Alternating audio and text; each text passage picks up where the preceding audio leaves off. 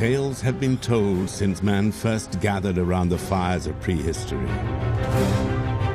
Tales of the strange and wondrous things hidden in the vast unknown shadows of the world. Tales of creatures divine and beasts demonic, of gods and kings, of myths and monsters.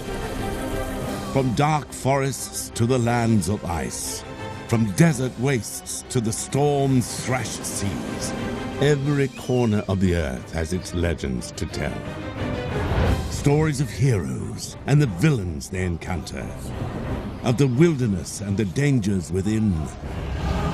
Stories of battles, of love, of order, and of chaos. But what are the roots of these fantastic tales? And why have they endured so long? In this series, we'll explore the history behind these legends and reveal the hidden influences that shaped them. War and disease, religious and social upheaval, the untamable ferocity of the natural world. And above all, the monsters lurking within ourselves.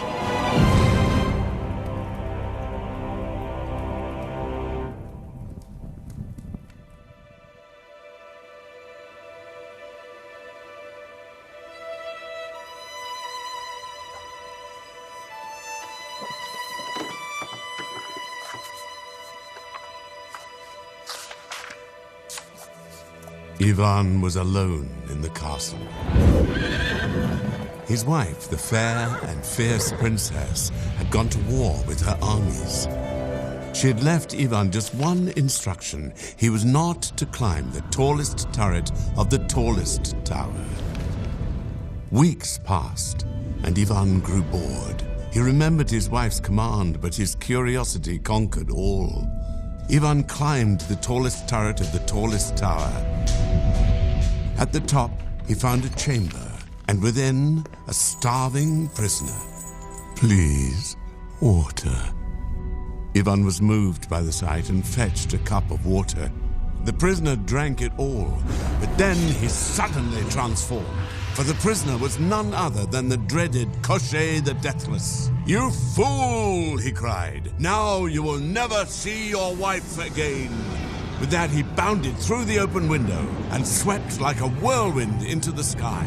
And soon, he would have the princess in his grasp.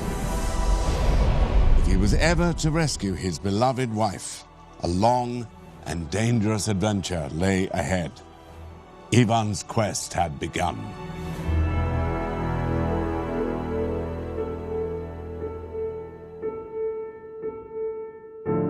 The story of Ivan and Koschei the Deathless is an old Slavic tale.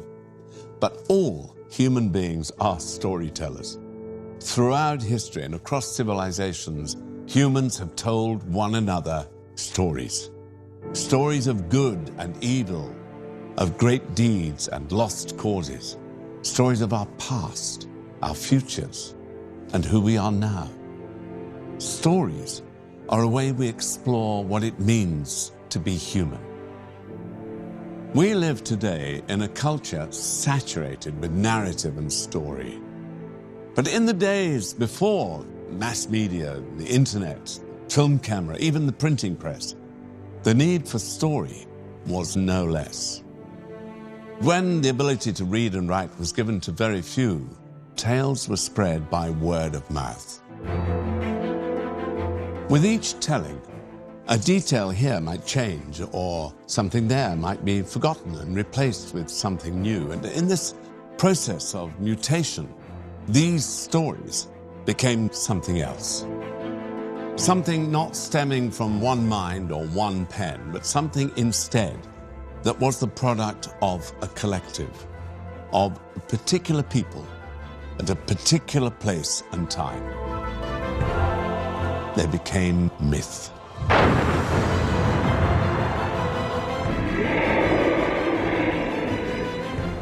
Myths tell us who we are. We use stories to explain to ourselves why we do things in certain ways. They tell us about the part of ourselves that's emotion, that's not entirely rational.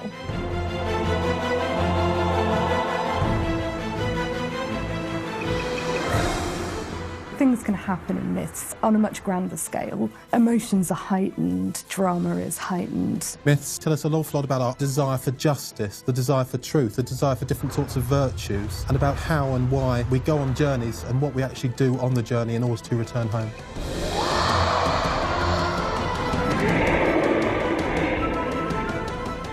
It tells us what our values are. It tells us how we treat strangers, how we treat our family, how we worship the gods, what happens if we don't. They are embedded in our cultural psyche, whether we realise it or not.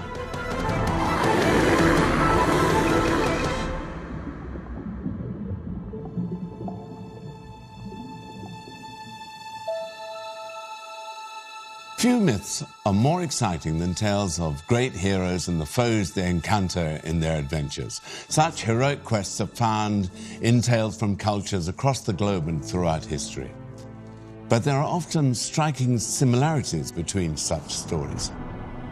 The mighty warrior who's all but invulnerable to harm, the witches and wizards who help or hinder, the menacing giants, the beguiling temptations, the journeys into dark caves or into the depths of the underworld, all are found in tales from different cultures and different times. But what if there was more to these echoes than mere coincidence? That was the belief of an American mythologist named Joseph Campbell. From an early age, Campbell was obsessed with mythology. As a young man in the 1930s, he spent years examining ancient texts from around the world. It was in this period of intense study that a theory formed in his mind. It was a theory that would make him famous. In the countless stories that he read and analyzed, Campbell thought he spotted something. A pattern.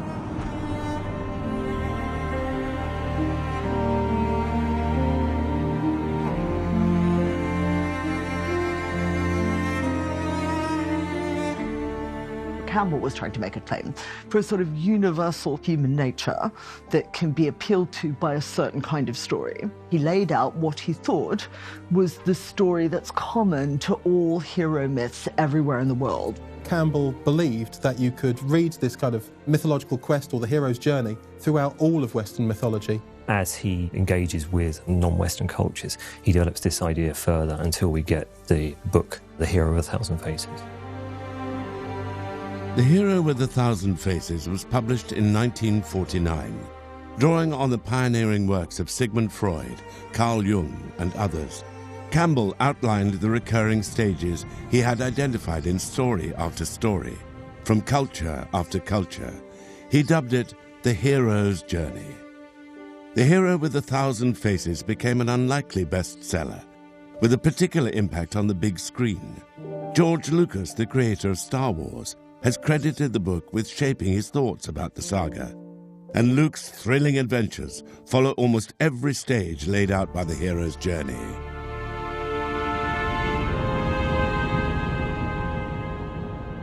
All heroes' journeys begin with the hero at rest in their home culture. So one particular stage is the call to adventure. An outsider figure comes and calls them to adventure, says, "Come on, Luke, you've got to go do something now and help this girl." He embarks on a journey into the unknown, a realm that's usually much more crowded with the supernatural. The hero is tested in these strange surroundings and has to pass various trials in order to continue. Within that realm, he meets various mentors and also various companion figures who become part of a sort of entourage that he travels around with. Typically, he then has a near-death experience type adventure where he plunges down into some kind of abyss. But the hero survives this darkest moment and then achieves perhaps new knowledge or a treasure as a reward. And then he flees, pursued by the enemy. From which he arises transformed, capable of fulfilling the quest on which he started out. There's one final test, and that is often a moment of life or death. The hero has to use all the knowledge that he's gained up until this far to come through that and succeed. The end result is a new world, a new status quo that comes into being.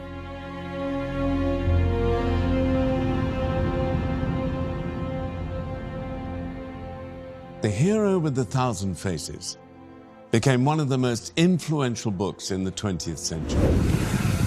But how did Campbell's ideas apply away from the cinema screen? Does Ivan's battle with Koshchei the Deathless fit the model? What about the other great adventures of mythology?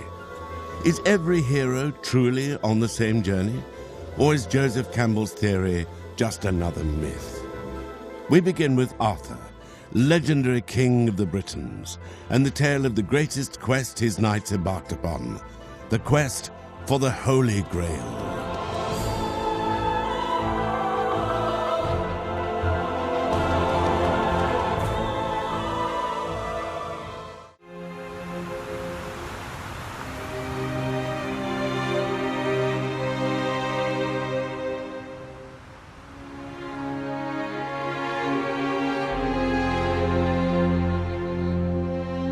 Stories of King Arthur have been told and retold for centuries. The legendary monarch was raised in obscurity far from court, but he proved his birthright by drawing the sword from the stone. And from his castle at Camelot, he went on to rule Britain with wisdom and justice. King Arthur, for us, is a mythical figure, possibly based on a real-life figure from the 6th or 8th century. Well, the very earliest reference to Arthur is in a 7th century Welsh poem. It's quite a fun one, where a great warrior is described, and then it adds sort of ruefully, but he wasn't Arthur. It's that he seems just to be known as a warrior. He's not really being referenced as a king.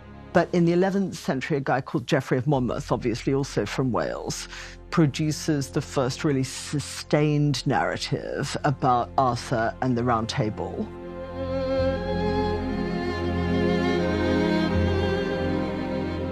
The history of the kings of Britain is a pseudo-historical account of British history, chronicling the lives of its kings over the course of 2,000 years, until the Anglo-Saxons assumed control of much of the island around the 7th century. The problem with the history of Britain is that it's not completely factual. It's a real patchwork of various historical facts, certainly some fiction mixed in. So it's a real melting pot of influences that Geoffrey Monmouth puts into the history of Britain. The Arthur of mythology and the wonderful towers of Camelot stand very much, I think, for a vision of Britain that never existed, but perhaps one that a lot of people wish did exist. It has all the hallmarks of the great epic, boy born in obscurity, magical figures, battles, it has knights, it has romance, it has tragedy as well, of course, and then it has this notion at the end that the king will return. That, I think, is comforting on some level, that in England's greatest need, this epic warrior will return. So whatever you think a perfect king is, that's Arthur. What he's become is a British personification of the ideal king. And therefore that varies across different periods because people's idea of what they want from a king and what they want from a leader is historically quite variable. Arthur was a great king, but even great kings sometimes need help. So too would Ivan in his quest to defeat Koshchei the Deathless. Ivan journeyed on through forests and valleys until one day he came upon a wondrous palace hidden among the trees.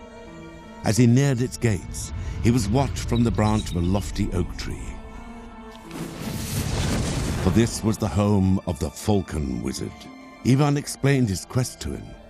The wizard knew of Koshchei and the danger Ivan faced. He promised help if ever it was needed. Ivan continued on his quest.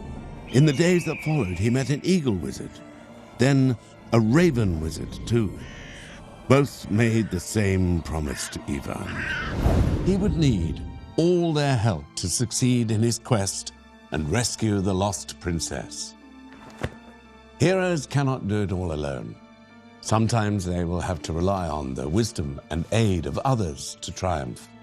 And sometimes these helpers are in disguise, sometimes they possess magical powers, and sometimes they go on to become as famous as the heroes themselves.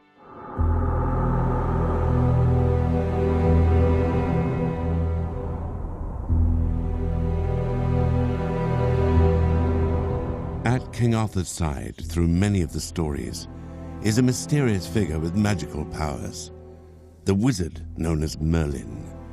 He was the one who planted the sword in the stone, and it was he who brought Arthur from obscurity to claim the British crown. In popular culture today, Merlin is as renowned as Arthur himself. He is the archetypal wizard, the ancestor and inspiration for Gandalf in Tolkien's Lord of the Rings and Obi-Wan Kenobi in the Star Wars films. But magical helpers such as Merlin are found throughout myth and legend. Joseph Campbell recognized this. The supernatural aid is usually an older character. Their wisdom and guidance are needed for the adventure ahead. Often, too, they must give the hero the final push necessary to leave the ordinary behind and enter the special world. King Arthur and the wizard Merlin were once thought real historical figures. Over time, such beliefs faded. However, the stories themselves never went away. The development of the legend in the medieval era culminated in 1485. That year saw the publication of Le Morte d'Arthur, The Death of Arthur. 8 stories of the king and his knights, compiled from sources in France and in England. Here was the Arthurian legend complete. The author of the book was a man named Sir Thomas Malory. Historical documentation tells us Thomas Malory was a thief, a brigand, perhaps even a sexual predator and a rapist, and that ultimately he was incarcerated in Newgate Prison in London. We tend to associate the Morte d'Arthur with chivalry and with a particular interest in the Knights of the Round Table as defenders of women. So at first we might go, well, wait, why would a rapist write that? It's this criminal aspect which has made critics wary of suggesting that this is the Malory who writes Morte d'Arthur, because they see a clear disconnection between his criminal behaviour and a text that seems to be about chivalry. The Arthurian legends may have roots in more ancient folklore, but Malory's work is distinctly Christian. Religious symbolism saturates the text, and supernatural elements common in earlier versions are all but eliminated. In Malory's Christian Camelot, there is little room for the wizard Merlin and the pagan magic he represents. Even Arthur himself seems tainted by the association. For the holiest and most famous adventure of Le Morte d'Arthur centers neither on Merlin nor on the king he mentored. Instead, it is the Knights of Camelot who embark on this great adventure, the quest for the Holy Grail. The Holy Grail in most mythologies is the cup Jesus Christ used at the Last Supper, in which he consecrated the wine and turned it into his blood. Later in legend, Joseph of Arimathea is supposed to have come along with this same cup and caught the blood from the wound in Christ's side. That cup then will give immortality to those who then drink from it. Of course, immortality not just in the physical sense, but much more in the spiritual sense. It becomes this holy relic with this really heightened significance, where it becomes something to be possessed at all costs, but something which only a few people can actually approach. The knights were called to adventure in the most direct way. During a dinner at Camelot, the castle shook and a holy light filled the chamber. Then, the Grail itself appeared before Arthur and his knights. After the miraculous appearance of the Grail at Camelot, the knights Lancelot, Galahad, Percival, and Bors set out to retrieve it.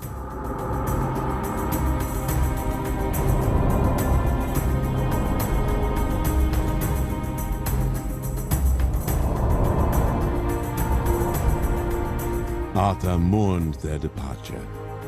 He knew the quest his knights embarked upon would change them forever, and that the fellowship at Camelot would never be the same.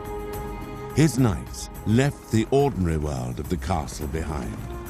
Crossing the threshold, they entered the special world of adventure.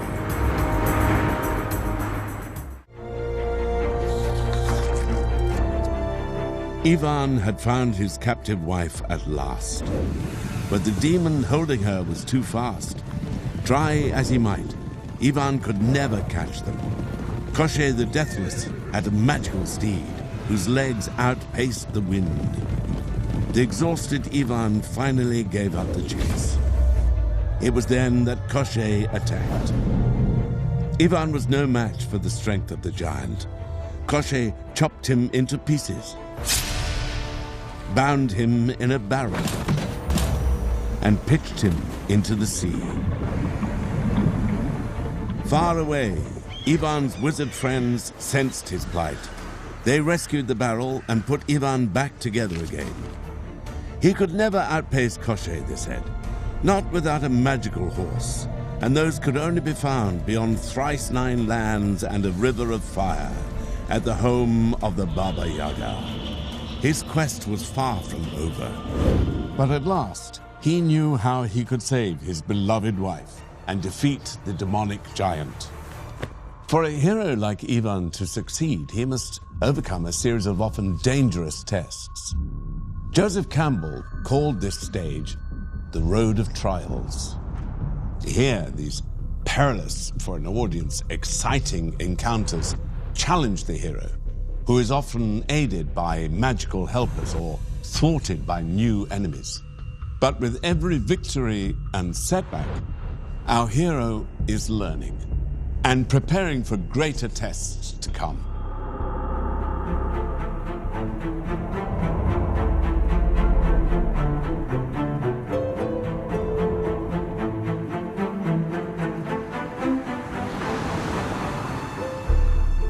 No road of trials was longer or more arduous than that faced by the hero of the ancient Greek epic, the Odyssey. Attributed to an author known only by the name Homer, it tells the story of the journey home of Odysseus after the Trojan War. He had been fighting at Troy with his fellow Greek kings for 10 years. Meanwhile, on his home island of Ithaca, the son he had left behind was growing up without him. Other men were eyeing his empty throne, and Penelope, his unaccompanied wife.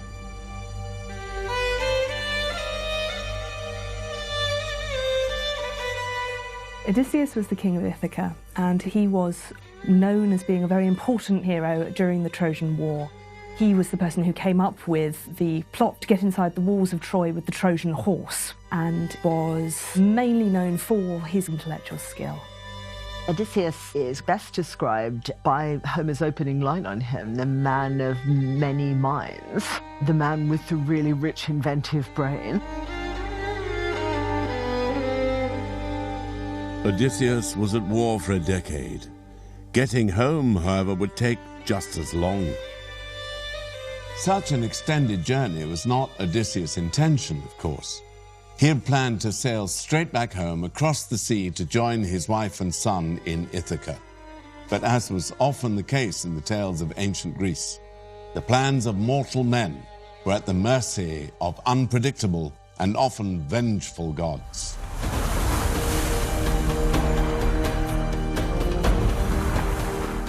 The Greeks had managed to alienate some very powerful deities by their incessant pursuit of Troy.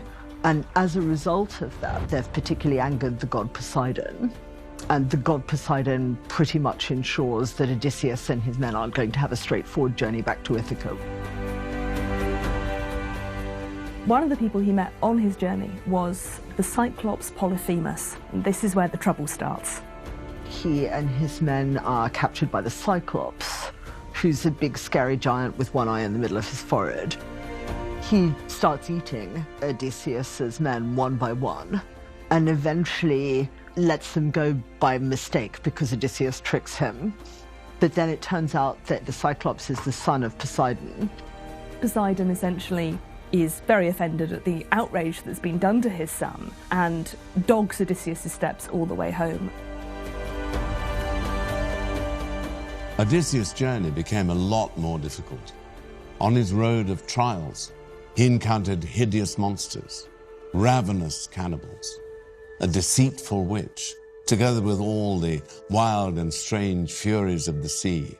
Among them, of course, the beguiling but deadly sirens. These mysterious creatures lived in a meadow on a tiny island. Singing out to the ships that passed, they lured countless men to their shores, never to leave again. Odysseus knew all this, but wanted to hear their song all the same. He ordered his men to stop up their ears with wax and tie him to the mast. No matter how he pleaded, the men were not to release him, and they were not to stop rowing.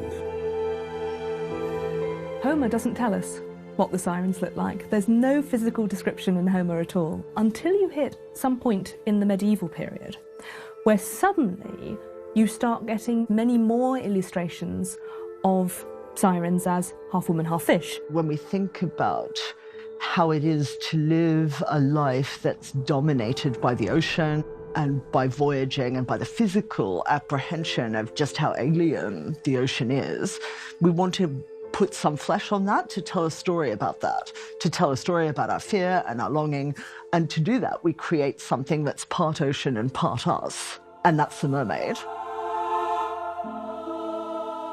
Mermaids date back to the Assyrian cultures of 1000 BC, but are common to folklore around the world. They are usually depicted as young and beautiful. However, much like the sea itself, mermaids can help or hinder. The Little Mermaid by Hans Christian Andersen is a story of the kinder sort. Published in 1836, the book tells of a young mermaid who saves a human prince from drowning. Falling in love, she trades her beautiful voice to a sea witch for a potion which transforms her into a human. But winning the prince's heart proves far from easy. Andersen's kind heroine is unlike many other mermaids, however. In British folklore, the creatures brought bad luck and were said to taunt sailors in doomed ships. Slavic mermaids were also dangerous. They were called Rusalkas and were the spirits of the unhappy dead. Beautiful and damned, they lured young men into the waters to drown beside them. Worth remembering at this point that hardly anyone could swim in the pre-industrial world. Therefore, all cultures produce this phenomenon of terrifying emanations that represent death at sea. People tend to imagine sailors loving the sea. Actually, they don't, and all the folklore shows they don't. They distrust it, and they find it terrifying and unpredictable and scary. This is way before we've got electronic navigation. This is in the early days of shipfaring, where you have to stay close to the shore because if you get too far out, you're in trouble. It's well worth remembering how horribly physically impossible long voyages were in the past. So if you were at sea for more than 3 or 4 weeks, scurvy would have started to set in. And scurvy affects your mental processes. It makes you hallucinate, makes you see things that aren't there, makes you interpret what you see in frightening hallucinogenic type terms.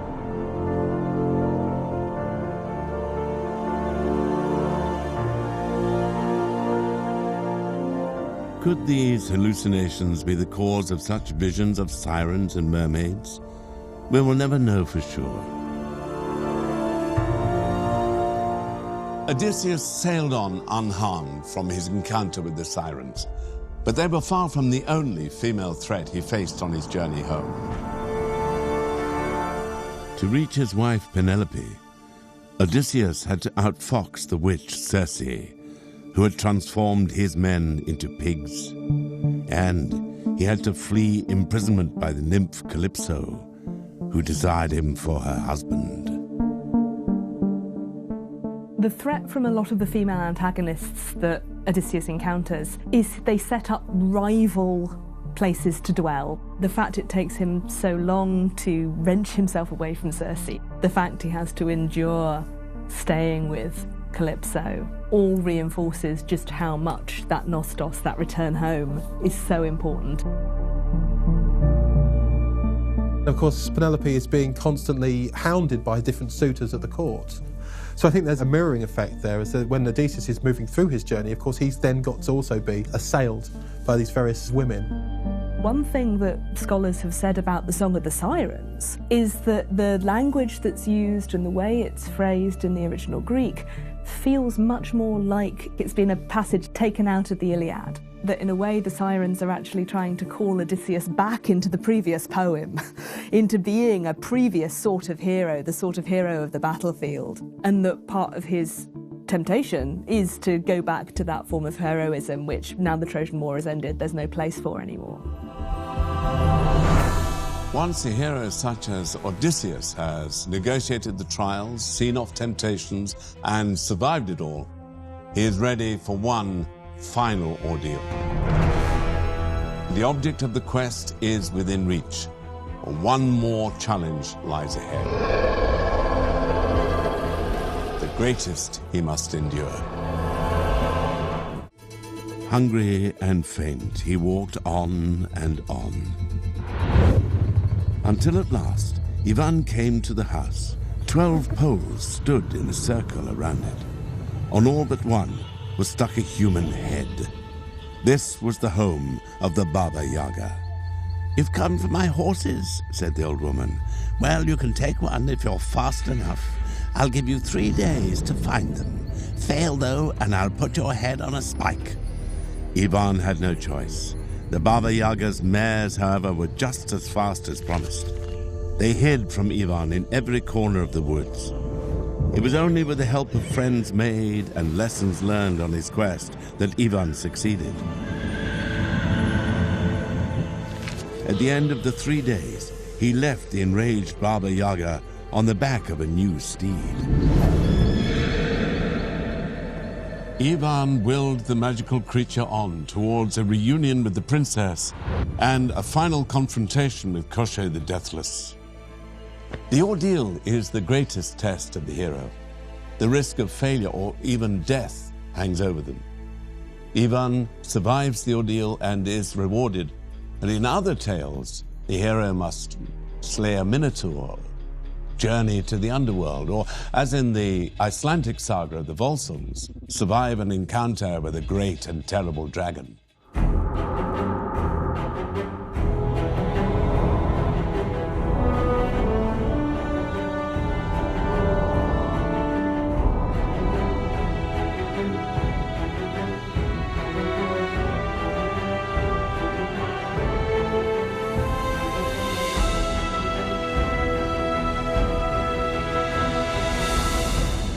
The Volsunga saga dates back over 1,000 years.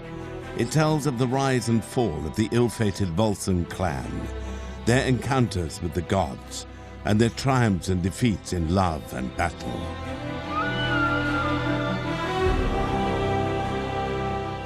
Volsung saga began as a series of separate tales that told individual high-born families of their associations with a heroic past. The earliest evidence for the saga are from the 7th and 8th century. We know these stories are being told even around the year 1000 because there are runestones in Sweden. The culture of the states that produced Volsung saga, it's a culture of warriors, it's a culture of voyagers, it's a culture that hugely privileges male adventurousness and male willingness to take enormous risks, and therefore it produces a hero that's also very extreme. This hero was Sigurd. His father had been killed in a battle with the god Odin, so the young Sigurd was raised by a dwarf master blacksmith named Regin. Sigurd is someone that the medieval audience could aspire to be like in terms of his humility and his wisdom. He is one of those figures that, like many heroes, connects the gods with the human. But he comes also to represent, very importantly, not only the interface between humans and the gods, but also the interface between human beings and wild nature.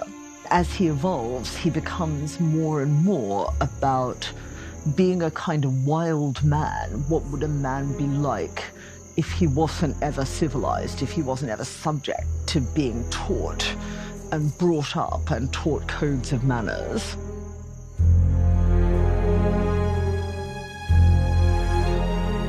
The villain facing Sigurd in the Volsunga saga is a creature named Fafnir. Fafnir was the brother of the dwarf Regin, but his lust for gold corrupted him.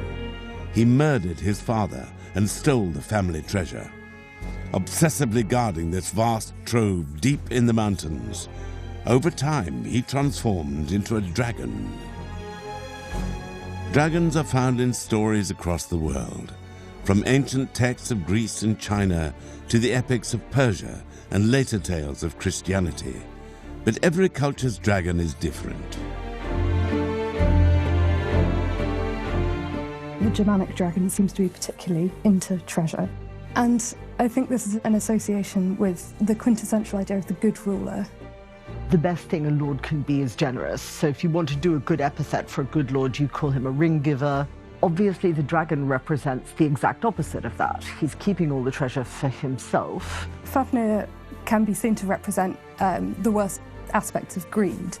He hoards this treasure in a way that it can't be used by anyone. It can't be put to use by a good ruler who would share it among his men and ensure that society functioned well. Sigurd is sent to kill the dragon Fafnir by his foster father Regin. Near the dragon's lair, Sigurd finds a great trench carved in the earth. For every day, Fafnir is leaving his treasure and slithering down to the river to drink. Sigurd digs a hole in this trench and waits for the dragon. As Fafnir passes above, Sigurd thrusts his sword up into the serpent's belly.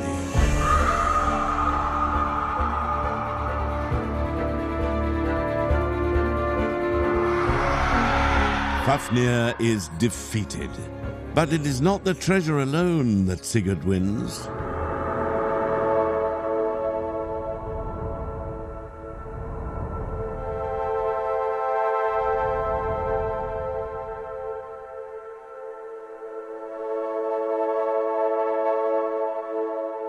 He tastes some of the dragon's blood, and as soon as the dragon's blood touches his tongue, he can understand the speech of birds. That really just brings to the fore the way that Sigurd is destined to be a part of the wild. It enables him to live in the wild as if it were his society. The reward quickly proves useful. Birds are chattering in the trees above. Sigurd soon realizes that they're talking about him. His foster father, Regin, the birds say, is plotting to betray Sigurd. His adventure is not over yet. Sigurd's story and the Volsunga saga do not end with the defeat of Fafnir, nor does the hero's journey. Once the object of one's quest has been achieved, there is the return home. And coming back can be as adventurous and as dangerous and as thrilling as setting out in the first place. Ivan and the princess raced away from Koshchei. The demon, however, was close on their heels. But Ivan would not be defeated this time. Just as Koshchei was closing in, Ivan swung his club high and hard.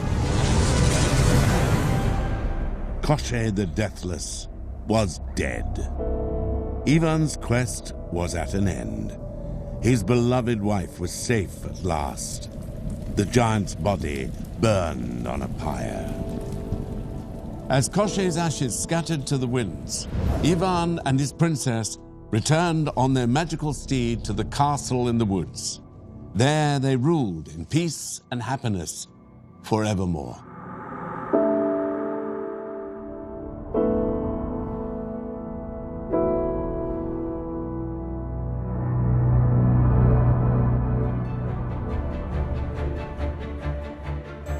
Successful in returning from the special world, our hero returns not only with the object of his quest, but with the newfound wisdom and self-knowledge required to build a better life. A new status quo is born in the ordinary world.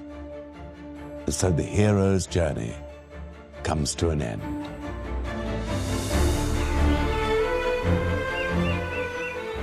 Several decades have passed since Campbell first outlined his theory. Storytellers from Hollywood and beyond continue to be inspired by it. and it's helped shape modern thinking about the origin of myth. But Campbell is not without his critics. Scholars continue to debate the merits of his theory, and there are many other lenses through which to examine mythology's roots and meaning. All these mythologies were developed by societies for a really wide variety of different purposes, other than simple entertainment. They were often developed to teach people very complex moral lessons about being members of particular cultures. When we're thinking about myths, we do have to look at the particular culture they've grown out of, because they do tell us something about the nationalistic background or the cultural background of these particular indigenous peoples. If you look underneath and pay attention to the cultures themselves and start looking at the context and the broader world they live in, they're just far more interesting.